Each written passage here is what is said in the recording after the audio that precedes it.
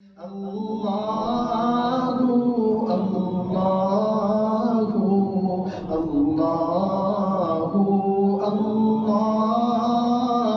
Allah.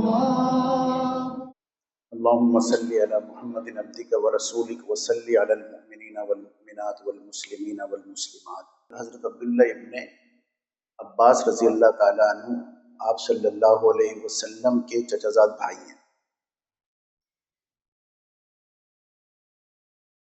اور ایک رشتے سے آپ صلی اللہ علیہ وسلم کے بھانجے بھی ہیں کہ آپ صلی اللہ علیہ وسلم کی اہلیہ حضرت میمونہ رضی اللہ تعالیٰ عنہ کے بھانجے ہیں۔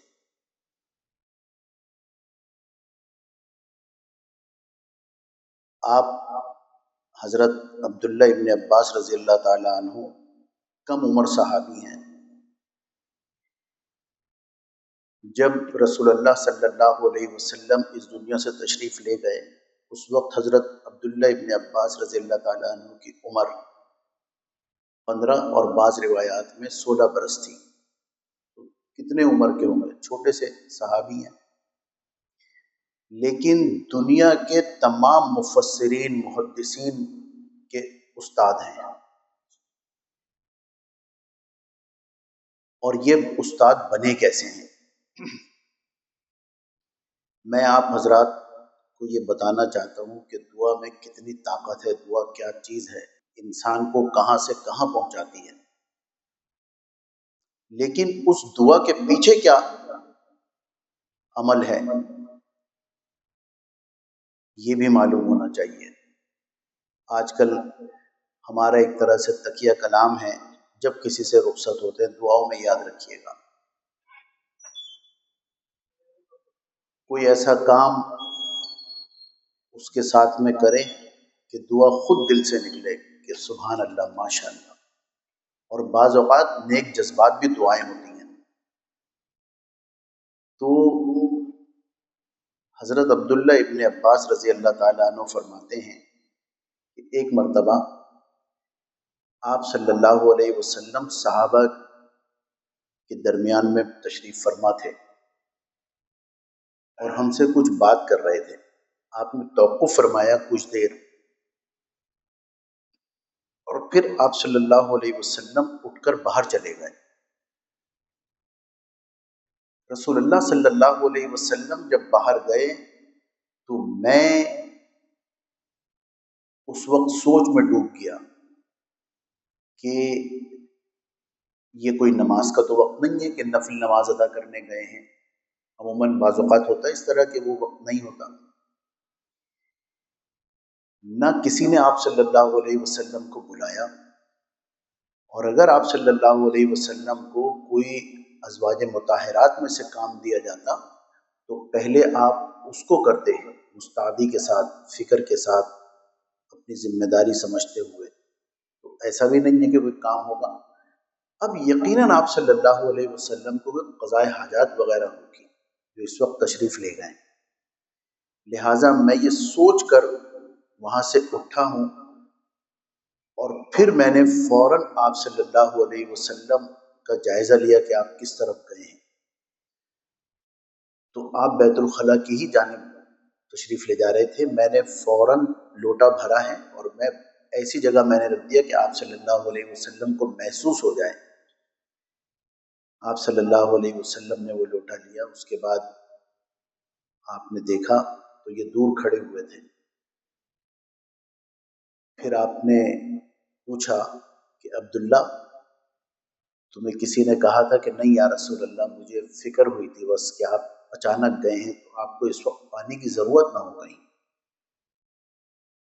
صحابہ اکرام آپ صلی اللہ علیہ وسلم کے لب ہلنے کے منتظر رہتے تھے، اور ایک بات کے خاص طور سے منتظر رہتے۔ حضرت معاذ ابن جبل رضی اللہ تعالیٰ عنہ فرماتے ہیں کہ مجھے جو خوشی کے مواقع میسر آئے ان میں ایک موقع وہ تھا جب رسول اللہ صلی اللہ علیہ وسلم نے مجھ سے پوچھا، یا معاذ سل ما شئت، اے معاذ پوچھو کیا پوچھنا ہے۔ اس کا مطلب دریا جوش میں ہے، یا مانگو کیا مانگنا ہے۔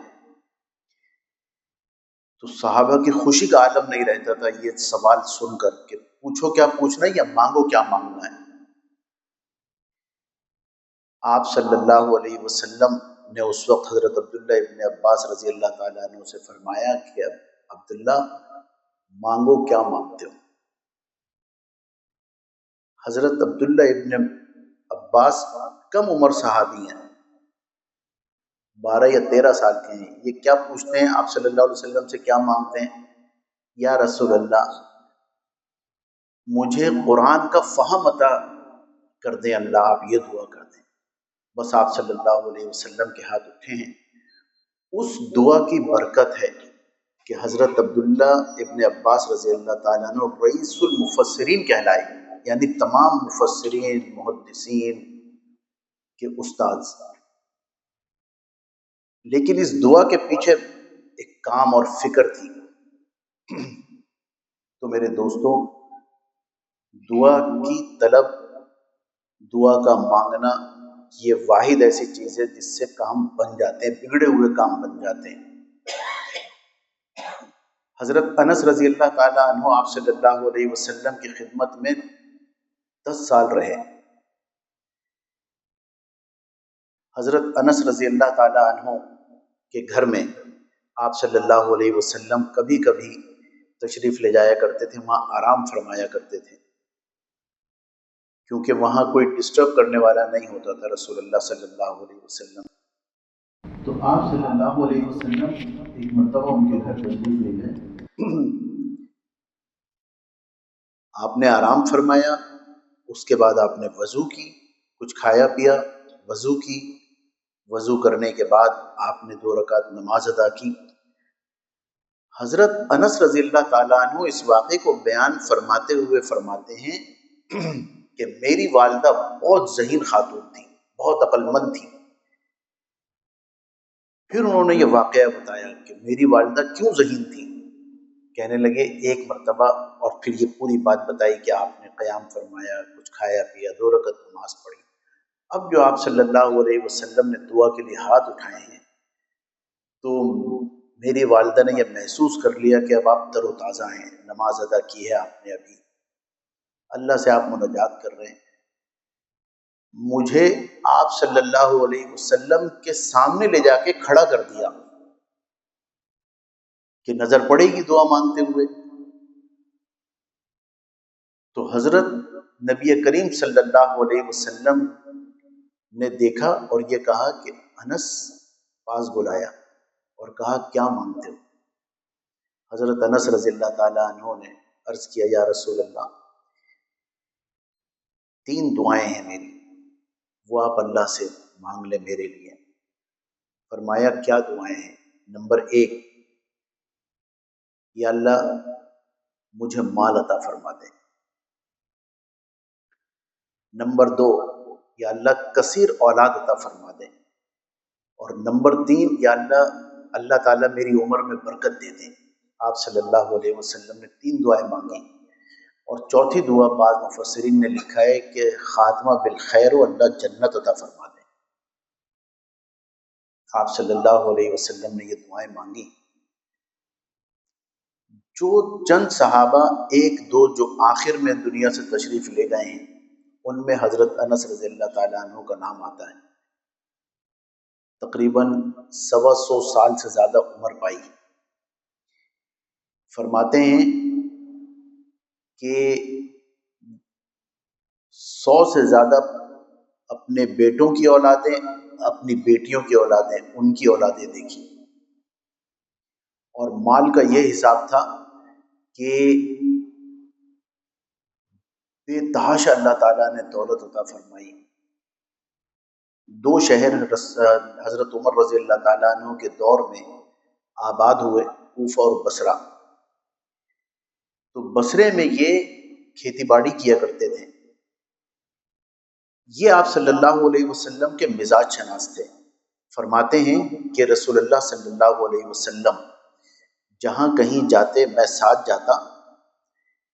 ایک مجلس میں میں نے دیکھا آپ کے سامنے مجھ سے پوچھا گیا کہ آپ کو کیا پسند ہے؟ میں نے کہا کہ روکھا گوشت، کچھ شوربہ اور کدو۔ تو میں نے دیکھا آپ صلی اللہ علیہ وسلم رغبت سے کدو کھا رہے ہیں. فرماتے ہیں آخری وقت میں یہ بات انہوں نے فرمائی کہ اس کے بعد سے مجھے یاد نہیں کہ میرے گھر میں کسی نے پوچھا ہو کہ آج کیا بنائے اور میں نے کدو کے علاوہ کسی اور سبزی کا یا کھانے کا نام لیا ہو. مجھے اتنی محبت ہو گئی کدو کھانے سے اس سے. اور میں نے اسی کی فصل لگائی. تو فصل سال میں ایک آتی تھی سب جگہ، لیکن آپ صلی اللہ علیہ وسلم کی دعا کی برکت سے میری 2 فصلیں ہوتی تھی سال میں. یہ دعا ہے میرے دوستوں. اور یہ صحابہ اکرام رضوان اللہ علیہ مجمعین جانتے تھے کہ دعائیں کس طرح لینی ہیں. اس کے پیچھے محنت، اس کے پیچھے کوشش ہوتی ہے. کسی سے آپ نے بہت کم سنا ہوگا اللہ کا بھی حق ہے.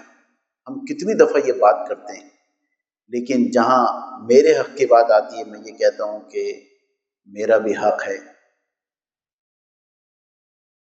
اکثر عورتیں کہتی ہیں کہ بیویوں کے بھی حقوق ہیں، مرد کہتے ہیں شوہروں کے بھی حقوق ہیں، سب کے حقوق. اللہ کا حق کہاں ہے؟ اللہ کا حق کیا ہے میرے دوستو؟ اللہ کا حق یہ ہے کہ اس نے جتنی باتیں کی ہیں ان باتوں کے اوپر عمل کرنا، وقت پر عمل کرنا. ہمارے دیکھیں ہم عبادت اللہ کی کرتے ہیں الحمدللہ ثم الحمدللہ، لیکن میرے دوستو وہ جذبہ اور وہ ایمانی کیفیت نہیں ہے. آپ دیکھیں رمضان میں کیا کوئی اور اللہ ہوتا ہے اور غیر رمضان کوئی اور اللہ ہوتا ہے؟ لیکن رمضان میں پتہ چلتا ہے مساجد میں کہ رمضان ہے. اور کیا چاند نظر آنے کے بعد اس دن جو عشاء ہوتی ہے، اس دن مساجد کی حالت کیا ہوتی ہے، اور گھر میں خواتین کی نماز پڑھنے کا کیا معمول ہوتا ہے. پہلے یہ کام کر لیں، پہلے یہ کام کر لیں. اس کا مطلب پہلے کام ہے، اللہ کا حق پہلے نہیں ہے.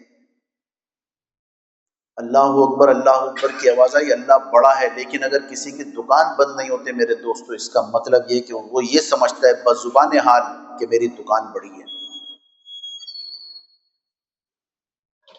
حی علی الصلاۃ، نماز کے لیے آؤ، لیکن وہ بزبان حال یہ تصور کرتا ہے، یہ خیال کرتا ہے کہ نہیں، نماز کے لیے نہیں، پہلے اس کاروبار کی طرف آؤ. حی علی الفلاح، فلاح کی طرف آؤ. وہ کہتا ہے کامیابی تو دکان میں ہے، دکان بند ہوگی تو چلے گا کیسے کام. یہ ہماری محبت ہے اللہ سے، یہ اللہ کا حق ادا کر رہے ہیں ہم. خواتین کو چاہیے سارے کام چھوڑ کر جب اذان ہو اس وقت نماز ادا کر لیں، یہ کام بھی کر لیں، یہ کام بھی کر لیں. شیطان ایک بات دل میں ڈالتا ہے کہ ابھی تو اتنے سارے کام ہیں، خشوع و خضوع بھی نہیں ہوگا، جب اطمینان ہو اس وقت ادا کرنا یہ نمازیں. اور اطمینان ہونے تک رسول اللہ صلی اللہ علیہ وسلم ایک مرتبہ بیت الخلاء سے تشریف لائے اور آپ نے وہاں تیمم فرمایا، اور پانی کچھ فاصلے پہ تھا. تو حضرت عائشہ صدیقہ رضی اللہ تعالی عنہا نے پوچھا یا رسول اللہ پانی تو تھا، آپ نے تیمم کر لیا. کہنے لگے عائشہ مجھے کیا معلوم کہ یہاں سے وہاں تک جانے میں میری زندگی رہے گی یا نہیں، اس لیے میں نے تیمم کیا، میں اللہ کے سامنے وضو کے ساتھ حاضر ہونا چاہتا ہوں. یہ تعلیم ہمیں تھی، اتنا خیال رکھنا ہے. حضرت سلمان فارسی رضی اللہ تعالیٰ عنہ کی زندگی کے شروع کے ادوار بڑے عجیب و غریب گزرے. پیسے والے تھے، فارس میں رہتے تھے. یہ پہلے مجوسی تھے، پھر یہودی ہوئے، سکون نہیں تھا انہیں. پھر انہوں نے دیکھا سینیگوگ میں عبادت کرتے ہوئے تو متاثر ہوئے، یہودی ہو گئے. کچھ عرصے کے بعد چرچ جانا ہوا، وہاں عبادت کرتے ہوئے دیکھا، ان کی باتیں سمجھ میں آئی تو عیسائی ہو گئے. لیکن فکر مند اور متلاشی رہتے تھے کہ کوئی ایک ذات ہے ایسی جس کی عبادت کرنی ہے، کیسے کرنی ہے یہ نہیں معلوم تھا.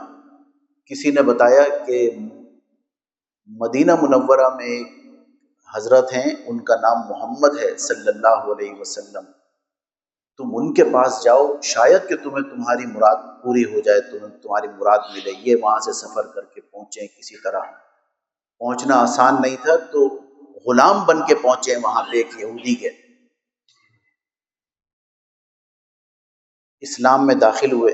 آپ صلی اللہ علیہ وسلم کا یہ معمول تھا کہ جو باہر سے آتے تھے مسلمان ہو کے آپ ان کو کسی ایک انصاری کے حوالے کرتے تھے کہ ان کے ساتھ آپ ان کو سنبھالیں، ان کو دیکھیں۔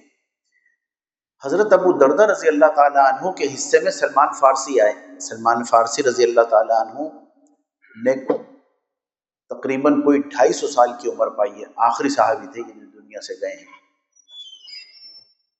حضرت سلمان فارسی رضی اللہ تعالیٰ عنہ کو ابو دردہ کے حوالے کیا۔ ابو دردہ اپنے گھر لے کے چلے رضی اللہ تعالیٰ عنہ، بڑے درجے کے صحابی ہیں۔ آپ نے سنا ہوگا کہ جو شخص صبح 7 مرتبہ لقد جاءکم رسول من انفسکم، اور بعض روایت میں حسبی اللہ لا الہ الا هو علیہ توکلت وهو رب العرش العظیم 7 مرتبہ صبح پڑھیں تو اللہ تعالیٰ شام تک اس کی حفاظت فرماتے ہیں اور ایک فرشتہ مقرر کر دیتے ہیں۔ اگر موت اس کے نصیب میں ہے تو اچھی موت آئے گی، اور جو شخص شام کو پڑھے تو صبح تک اللہ تعالیٰ حفاظت فرماتے ہیں۔ اس حدیث کے راوی حضرت ابو دردہ رضی اللہ تعالیٰ عنہ ہیں۔ حضرت ابو دردہ رضی اللہ تعالیٰ عنہ انہیں گھر لے کے چلے ہیں۔ گھر پہنچے، بڑی عمر کے ہیں، غالباً کوئی 150 سے اوپر اس وقت ان کی عمر تھی۔ تو حضرت ابو دردہ نے اپنی بیوی سے تعارف کروایا کہ یہ میرے بھائی ہیں، سلمان نام ہے ان کا۔ اس معاشرے میں جانتے تھے کہ یہ مہمان ہیں، بھائی کا ہے تو ایک مومن جو بھائی ہیں وہ ہیں۔ بہرحال انہوں نے پہلا سوال حضرت ابو دردہ رضی اللہ تعالیٰ عنہ کی بیوی یعنی ام دردہ سے کیا کہ یہ تم نے اپنی کیا حالت بنا رکھی ہے؟ میرے دوستوں، میں آپ کو دین بتا رہا ہوں، کیا بہترین دین اللہ تعالیٰ نے ہمیں عطا فرمایا ہے، یہ تم نے کیا حالت بنا رکھی ہے؟ تو انہوں نے کہا کہ میں ان کی وجہ سے میری یہ حالت ہوئی ہے۔ انہوں نے حضرت سلمان فارسی جہاں دیدہ آدمی تھے، انہوں نے فوراً اندازہ لگا لیا کہ یہ میاں بیوی تو ہیں لیکن ان میں آپس میں انبن ہے، ان میں وہ رشتہ نہیں ہے جو ہونا چاہیے۔ ایک لمحے میں اندازہ لگا لیا۔ جب پوچھا کیا حالت بنا رکھی ہے تو انہوں نے کہا ان کی وجہ سے میری یہ حالت ہوئی ہے۔ تو ان کی سوچ پکی ہو گئی کہ واقعی کوئی انبن ہے۔ کچھ دیر کے بعد کھانا آیا، ابو دردہ رضی اللہ تعالیٰ عنہ نے کھانا لگایا، کھانا کھانے لگے۔ جب کھانا شروع کرنے لگے تو کہنے لگے آپ بھی کھائیں۔ حضرت سلمان فارسی رضی اللہ تعالیٰ عنہ نے حضرت ابو دردہ کو دعوت دی کہ آپ بھی کھائیے۔ حضرت ابو دردہ رضی اللہ تعالیٰ عنہ نے فرمایا کہ میرا روزہ ہے۔ کہا روزہ کیوں رکھا ہے؟ بھائی مہمان ہوں میں، میرے ساتھ کھانا کھاؤ۔ روزہ توڑوا دیا، نفلی روزہ تھا، توڑوا دیا روزہ، کھانا کھلایا ساتھ میں۔ انہوں نے خیال کیا مہمان ہیں بھئی تھوڑی سی میں تعظیم کر، کچھ نہیں کہا، کھانا کھا لیا۔ اب رات ہوئی، رات کو بستر بچھا دیا کہ آپ اس پہ آرام کریں۔ کہا کہ تم بھی میرے ساتھ لیٹو۔ کہنے لگے میرا تو یہ عبادت کا وقت ہے، میں تو کھڑا ہوں گا، نوافل پڑھوں گا۔ کہنے لگے نہیں، ابھی لیٹ جاؤ، بستر کرو۔ ایک اور بستر بچھوایا اور اس پہ حضرت ابو دردہ کو لٹا دیا کہ یہاں آرام کرو۔ حضرت ابو دردہ نے سوچا کہ کچھ دیر کے بعد جب ان کو نیند آ جائے گی تو میں اٹھ کے نوافل ادا کروں گا۔ یہ سلمان فارسی رضی اللہ تعالیٰ عنہ کنکھیوں سے دیکھ رہے تھے۔ انہوں نے 2 مرتبہ اٹھنے کی کوشش کی، حضرت سلمان فارسی نے لٹا دیا کہ لیٹ جاؤ، آرام کرو، جب عبادت کا وقت ہوگا میں خود جگاؤں گا تمہیں، ابھی سو جاؤ۔ سلا دیا۔ اس کے بعد پھر صبح کو اٹھایا ہے کہ اب کچھ تہجد ادا کر لیں۔ مسجد نبوی تشریف لے گئے دونوں، فاصلے پہ گھر تھا ان کا۔ نماز ادا کی آپ صلی اللہ علیہ وسلم کی امامت میں۔ نماز کے بعد آپ صلی اللہ علیہ وسلم کا معمول تھا کہ مصلی پہ بیٹھے رہتے تھے۔ تو آپ صلی اللہ علیہ وسلم سے صحابہ آ کے بات کرتے تھے۔ یہ کھلی کچہری ایک ہوتی تھی اس وقت، تو سب باتیں کرتے تھے، اپنی کوئی خواب بتاتا تھا۔ حضرت ابو دردہ رضی اللہ تعالیٰ عنہ سے پوچھا کہ ہاں بھائی تمہارے مہمان کا کیا حال ہے؟ ایک ایک کی خبر رکھتے تھے، کیا حال ہے تمہارے مہمان؟ ابو دردہ تو جیسے کہ بھرے بیٹھے تھے، وہ پھٹ پڑے ایک دم، کہنے لگے کیا پوچھتے ہیں یا رسول اللہ؟ یہ آپ نے مہمان مجھے دیے، میں ان کی عزت کرتا ہوں، انہوں نے پہلا کام یہ کیا کہ میری بیوی سے جا کے پوچھا یہ حالت کیا بنا رکھی ہے۔ اچھا، جب یہ فجر کے لیے نکلے ہیں گھر سے تہجد ادا کر کے، تو حضرت سلمان فارسی نے چند جملے کہے حضرت ابو دردہ رضی اللہ تعالیٰ عنہ سے، جو خلاصہ ہے اس پورے کلام کا۔ ان لربک علیک حقا ولنفسک علیک حقا ولزوجک علیک حقا ولعینک علیک حقا ولزورک علیک حقا۔ اللہ کا تم پر حق ہے، تمہارے نفس کا تم پر حق ہے، اس کو بھی سکون دیا کرو، ایسا نہیں کہ روزانہ روزے رکھ رہے ہو۔ آنکھوں کا تم پر حق ہے، ان کا خیال رکھا کرو، نیند بھی پوری کیا کرو۔ تمہاری بیوی کا تم پر حق ہے، اس کا بھی خیال رکھا کرو، اس کو اس کا وقت دو۔ مہمان کا تم پر حق ہے، مہمان کا بھی اکرام کیا کرو، اس کا بھی خیال رکھا کرو وہ کیا چاہتا ہے۔ یہ فرماتے ہوئے مسجد کے لیے نکلے۔